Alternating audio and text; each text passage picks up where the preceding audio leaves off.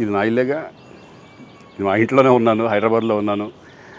So నేను విన్నాను పొద్దున్నుంచి, నాకు ఫోన్లు రావడం జరిగింది. నేను కూడా వీడియో క్లిప్ చూశాను. మన మీడియా మిత్రులు చాలామంది నన్ను అడిగి క్లారిఫై చేసుకున్నారు. వాళ్ళ దాంట్లో రాలేదు నాకు తెలిసి.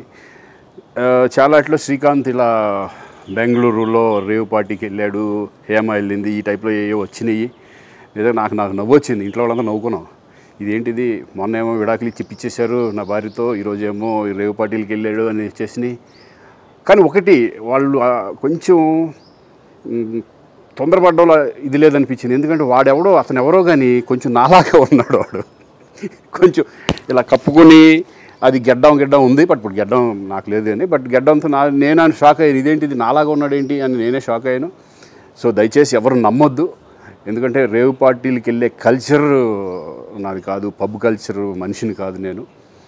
ఒక్కోసారి బర్త్డే పార్టీలకి వెళ్తాము, ఒకవేళ తెలియకుండా ఏదైనా వెళ్ళినా ఒక హాఫ్ అన్ అవర్ నుండి వచ్చేస్తాం తప్పితే అటువంటి ఏమీ లేదు. రేవ్ పార్టీ ఎలా ఉంటుందో కూడా నాకు తెలియదు.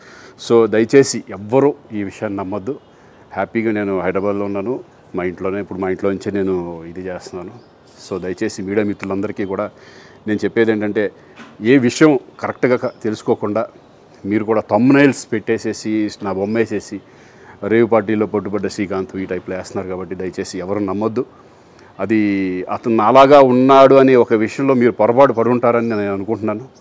దయచేసి అది నేను కాదు. Thank you. ఇటువంటివన్నీ కూడా నిజంగా కొంతమంది వాళ్ళందరికీ నిజంగా థ్యాంక్స్ చెప్పుకుంటున్నాను నేను. కొంతమంది మీడియా మిత్రులు నాకు డైరెక్ట్గా తెలుసు కాబట్టి, వాళ్ళ ఫ్రెండ్స్ లాగా నన్ను ఇచ్చేస్తారు కాబట్టి, వాళ్ళందరూ నన్ను డైరెక్ట్గా అడగడం, నేను చూసి ఇద్దరు నవ్వుకోవడం, వాళ్ళు వాళ్ళ దాంట్లో వేయకుండా చూశారు కొంతమంది. వాళ్ళందరూ కూడా నేను థ్యాంక్స్ చెప్పుకుంటున్నాను. దయచేసి ఇవన్నీ నమ్మొద్దు.